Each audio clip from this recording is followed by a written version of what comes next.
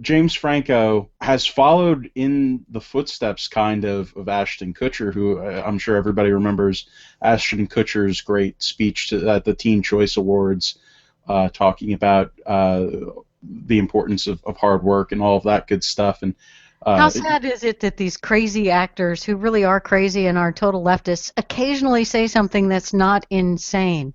And it's so occasional that it's newsworthy. Because well, I mean, James I Franco don't. saying something that's not insane is totally newsworthy.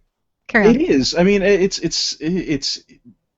I don't know if he's completely insane. I don't really know too much about the guy, but yes, Ryan points out in our private chat that Ashton Kutcher has said multiple sane things. So yes, congratulations to Ashton Kutcher for on multiple occasions having said sane things and being one of the key investors behind Uber. So yeah, good stuff from Ashton Kutcher. But James Franco wrote uh, a really awesome article uh, in the Washington Post uh, about his experience working at McDonald's, and not just his experience. This is him dropping out of college, trying to be an actor, and he couldn't get a job essentially because all of the established struggling actors had taken all of the good waiter jobs. So he needed a job to survive, and what he did was he found a job at McDonald's. He went to McDonald's. He came in. He did his interview, and boom, he was hired. It's an interesting look at somebody who actually did have to do some real work before getting to this job where he's making millions and millions of dollars and making movies about killing the little douchebag in North Korea.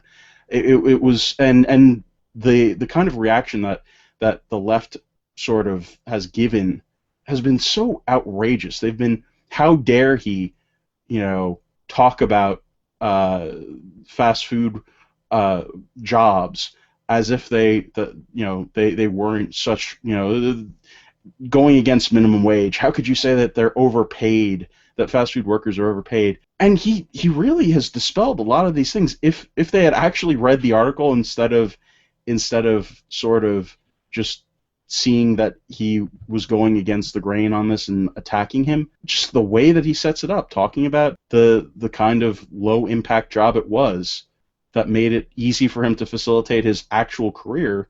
I don't know. It makes a whole lot of sense. And that's what the left eats their own, but the right, and I don't want it to be that, the James Franco discussion is something that conservatives have taken it over as an argument of our own, because it was not a political article at all. It was just an article about how it was helpful for him to have that hand up out there. And it was, he walked in off the street with no experience at that organization, with no employment record, and somebody hired him who had no idea that he would even show up the next day or not steal from them that day. And both sides of that equation were given the opportunity to hire somebody at a low wage and give him and put him on that first step of the ladder.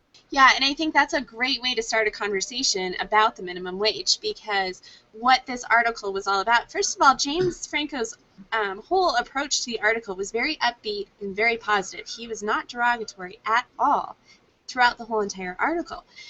And I've worked a minimum wage job before, and it was the same thing. It was right out of high school. I didn't have any work experience, but it gave me a chance to get my feet wet. It gave me the chance to show up at a job every day, to learn how to interact with customers, to learn how to operate a cash register.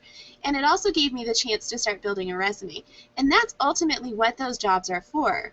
That's what those jobs were designed to be, was a chance for young people to get their foot in the door so that they could start to build a resume, get some work experience, and begin their path in a more successful career. The best thing about it was that I had a lot of people actually respond to me and say that they deleted their tweets, and I could actually see that they deleted their tweets. I can't give you the breakdown of how many actually deleted their tweets, but a good portion of them, I think the majority of them, actually did delete their tweets. that were propagating that misinformation